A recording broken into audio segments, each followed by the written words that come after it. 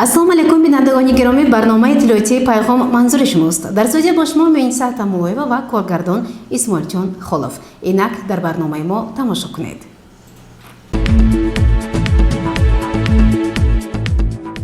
мулоқот бо мардум, шунидани арзу шикоят ва тадбирҳо андешидан ҷиҳати ҳалли онҳо як самти муҳими фаъолияти роҳбарияти мақомоти иҷроияи ҳокимияти давлатии шаҳр ба ҳисоб меравад. гузориши мо аз ҷамоати деҳоти Косатарош тақвияти ҳамин фикр аст. бо мардум будан, арзу шикояти онҳоро шунидан ва бо назардошти имконият кӯмак расондан хислати неки инсонист. Сафари кори Раишар Абдухолиқ Холиқзода ба ҷамоати деҳоти Косатарош суҳбати ошкоро ва рӯбарӯ бо сокинон ҷиҳати ҳалли масъалаи бунёди бинои мактаб дар ин ҷо далели равшани фикри болост. Дар суҳбате ки дар деҳаи Косатарош бо иштироки масъулони ҷамоат ва аҳолӣ баргузор шуд, Раишар Абдухолиқ Холиқзода нахуст мардумро бо диққат гӯш карда, дар як вақт фикру мулоҳизаҳои масъулонро шунид, роҳҳои гуногуни ҳалли масъаларо дар тарозии ақл баркашид ва хурдтарин ҷузъиёти сохтмони мактабро якҷо бо мутасаддиён баррасӣ кард. суҳбат ки самимӣ буд, сокинонро бетараф нагузошт ва онҳо андешиву мулоҳизаи худро аз рӯи ин масъала пай ҳам бо тартиби муайян ва роҳбари шаҳр баён доштанд. дар муддати начандон зиёд эҳсос намуданд ки пешниҳодҳои Абдухолиқ Холиқзода ба маврид асту асос доранд. хоса он лаҳзаи суҳбат ҷолиб буд, вақте раиси шаҳр ваъда дод ки омодасозии ҳуҷҷатҳои сохтмони мактабро пурра ба ӯҳда мегирад. баъдан пешниҳоди раиси шаҳр бобати бетараф набудани сокинон дар сохтмони бинои нави мактаб аз тарафи сокинони деҳаи Косатарош ҷонибдорӣ пурра пайдо кард. дар идомаи мулоқот масъалаҳои ҷудо намудани замин барои сохтмони мактаб, кӯчонидани чанд манзил баъди розигии соҳибмулкон, миқдори синфхонаҳои минбаъд бунёдшаванда ва чанд масъалаи дигар мавриди гуфтугӯ ва ҳаллу фасл қарор гирифтанд. таваҷҷӯҳи зиёди раиси шаҳр ба ҳалли мушкили мардум албатта хурди бузурги ин мулоқотро бетараф нагузошту онҳо пай ҳам фикру мулоҳиза ва дар як вақт миннатдории худро баён медоштанд. раиси шаҳр Абдухолиқ Холиқзода якҷо бо мардум аз заминҳои минбаъд барои сохтани мактаб мавриди истифода қарор мегирифта восит ба амал овард. хатти баландшиддати паркро якҷо бо мутахассисони ин соҳа таҳлил намуд ва сокинонро бовар кунонид ки мақомоти иҷроии ҳокимияти давлати шаҳр барои ҳалли мушкили сокинони деҳаи Косатарош дар самти бунёди бинои нави мактаб албатта тадбирҳо меандешад ва хурдтарин имкониятро дар ин самт истифода мебарад. Абдухолиқ Холиқзода ҳамчунин аз кӯмаки аҳолӣ сухан гуфт. посух ба суоли раиси шаҳр дар ин маврид ҷиҳати саховату ҳиммати сокинон дар бунёди мактаб тӯл накашид ва суханони собиқадори меҳнат Ҳабибулло Ёров далели равшан буд ба ин масъала. ино дилошон бо сохтан худошон шумо замина ҷудо кардед мо месозаем мактаба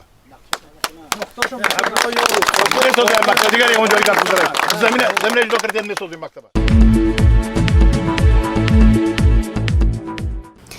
ҷаласаи корӣ дар толори хурди мақомоти иҷроияи ҳокимияти давлатии шаҳр таҳти роҳбарии раиси шаҳри Панҷакент Абдухолиқ Холиқзода масъалаи ҷараёни омодагӣ ба даъвати тирамоҳии ҷавононро мавриди баррасӣ қарор дод. таваҷҷӯҳ намоед ба гузориши хабарнигорони мо. дар толори хурди мақомоти иҷроияи ҳокимияти давлатии шаҳри Панҷакент бо роҳбарии раиси шаҳр Абдухолиқ Холиқзода ситоди муштарак оиди даъвати тирамоҳии ҷавонон ба сафи қувваҳои мусаллаҳи ҷумҳурии Тоҷикистон бо иштироки раисони ҷамоатҳо, раисони маҳалҳо ва роҳбарони ташкилоту идораҳо доир гардид. раиси шаҳр Абдухолиқ Холиқзода ба маҷлис ҳусни оғоз бахшида оид ба даъвати ҷавонон ба хизмати ҳарбӣ, зиёд гардонидани теъдоди ихтиёрон ба сафи қувваҳои мусаллаҳи ҷумҳурии Тоҷикистон изҳори андешаронӣ кард. баъдан комиссари ҳарбии шаҳри Панҷакент полковник Шарифзода Фирдавс сухан намуда аз рафти корҳои фаҳмондадиҳӣ ва вохӯриву суҳбатҳо бо ҷавонон ва волидайни онҳо гуфт. ӯ ҳамзамон қайд намуд ки вохӯриву суҳбат бо ҷавонони шаҳру деҳоти Панҷакент натиҷаи дилхоҳ ба бор оварда истодааст. дар бораи масъалаҳои ҷойдошта раиси шаҳр Абдухолиқ Холиқзода ба саволҳои худ аз Шарифзода Фирдавс посухҳои мушаххас гирифт. ҳусейнзода Солеҳ муовини сардори ситоди генералии қувваҳои мусаллаҳи ҷумҳурии Тоҷикистон сухан намудаву аз даъвати тирамоҳии ҷавонон дар ҷамоату деҳотҳои шаҳри Панҷакент изҳори нигаронӣ намуд. ӯ иброз дошт که برای سری وقت اجرا نمودن دعوت تیرمایی نوازکاران باید کارهای فهماندهی بیشتر برآورده شود. در جلسه مسائل مهم وابسته به مسئله مذکور موردی محاکمه قرار گرفت. رئیس شهر پنجکند عبدالخالق خالقزاده به رئیسان جماعت و رهبران بهر اجرا نمودن دعوت تیرمایی نوازکاران دستور سپارش داده قید نمود که هر یک جوان تاجیک امروز باید داند که وطن و آزادی از همه دستاورد بزرگ انسانی اصیل به شمار می رود. وطن پرستی و خویشتن شناسی یکی از والاترین عملهایی می باشد که انسان باید نسبت آنها همچون وطندار به توجه نباشد.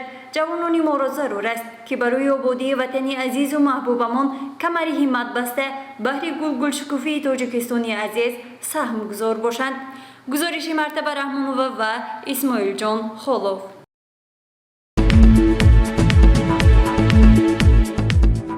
ادامه برنامه اطلاعاتی پیغام. هر یک فعالیت از جمله فعالیت صاحبکاری باید فرهنگ خود را داشته باشد. متاسفانه بعضی تاجران با وجود داشتن مغازه علاهیده محصولات خود را در کوچه فروخته به رفتوی پیاده‌گردان خلل وارد می‌سازند. با ادامه موضوع توجه نمایید. زیبایی کشور از تازگی و زیبایی خانه و محلی ما آغاز می‌یابد. بیناهای بلندآشیانه، بنیاد سدها انشاءات‌های زمانوی، کارگاه و مؤسسه‌های تعلیمی زیبایی شهر و مملکت را دوچند نموده است. کس از گشت و گذار در کوچه‌های شهر حلاوت می‌برد. به زیبایی گلگشت و خیابان‌ها نظر نموده و شکرانه از چنین دولتی آباد و زیبا می‌نماید. شهر پنجکند که یکی از شهرهای تاریخی بوده، در آن همه روزه آمدن سیاحان در نظر است. پس اهالی شهر و دیهاتی پنجکند را می‌باید که همیشه شهر را تازه و شکوفان نگاه دارند، ولی هستند مکان‌هایی که با دیدن آن طبع کس خیره می‌گردد و می‌تواند باعث تنقید سیاحان باشد. یکی از چنین مکان‌ها راه‌های پیاده‌گرد است که به فروشگاه تبدیل یافته است. خود نگرید به این نوارها که چطور تاجران و فروشندگان مال‌های خود را بیرون از مغازه‌ها برآورده باعث مشکلی پیاده‌گردان گردیدند. شهروند شهر پنجکند سنجینوف جمعه من امروز ما درباره مدنیت شهر و شهرداری گپ میزنیم، لیکن افسوس که اکثریت همین قاعده و قانون به رعایت نمیکنند. من ببینید مردم چقدر رفت و آمد کردن، قریب که خیلی راه پیاده‌گرد و چیزاشون برآورده سودا کردن. این مگر از روی آداب است؟ مردم رفت و آمد آزاد کردن نمیتواند، همدیگر به میزند. بنابر همین من میخواستم که همین مردم یک قطره مسئولیت چیز کند. همین جالبه من امروز شخصانی هستند که باز مغازه دارن، مغازه به سودا میکنن، باز بیرون از مغازه محصولاتشون برآورده من همین جا بگه میفروشن، راهی پیاده‌گرد تنگ میکنن.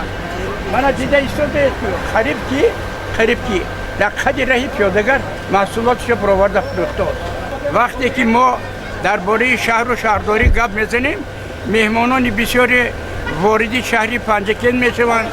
آنها این رفتار و این آداب دیده در حیرت میمانند که چی به پنجکند به یک ترتیبات فروشی محصولات ها نیست.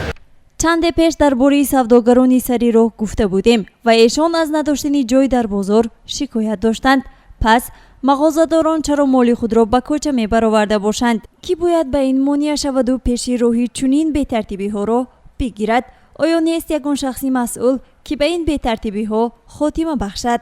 همه اهالی شهر دیهاتی پنجکند وظیفه دارند تا بهر آبادانی و زیبایی شهر سهم خویش را گذارند. ما نیز امیدواران می‌نماییم که هرچی زودتر چاره‌های ضروری اندیشیده شده این بی ترتیبی ها خاتمه یافته شهر ما زیبا و شکوفان بهر قبول سیاحان و مهمانان می‌گردد.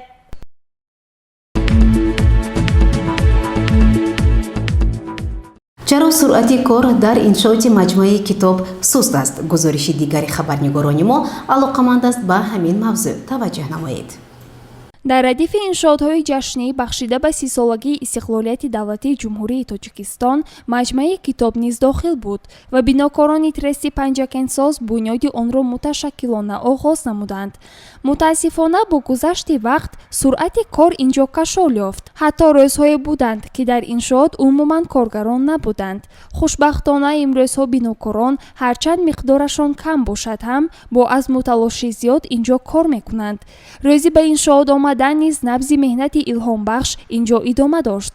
ҳар як бинокор вазифаи ба ӯҳда гирифтаашро бо ҳисси дарки масъулият иҷро мекард. хостем тавассути суҳбат бо сохтмончиён фаҳмем ки иншоот кай мавриди баҳрабардорӣ қарор мегираду кадом мушкилотҳо инҷо ҷой дорад. вале аз чӣ бошад ки ягон нафар аз бинокорон хоҳиши суҳбат кардан накард?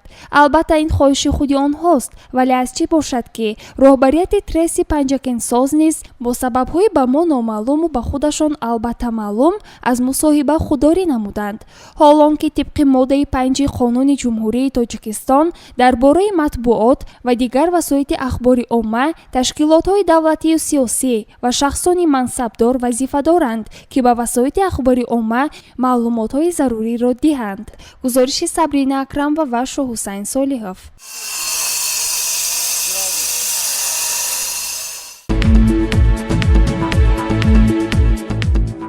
бинандагони гиромӣ, дар ҳаминҷо барномаи иттилоотии пайғом ба поён мерасад. ёдовар мешавем ки шумо барномаи иттилоотии пайғомро такроран аз ютуб канали мо ТВ Симо тамошо карда метавонед. дар ҳаминҷо ман бо шумо худоҳафизӣ мекунам. танисияту некном бошед. хайр.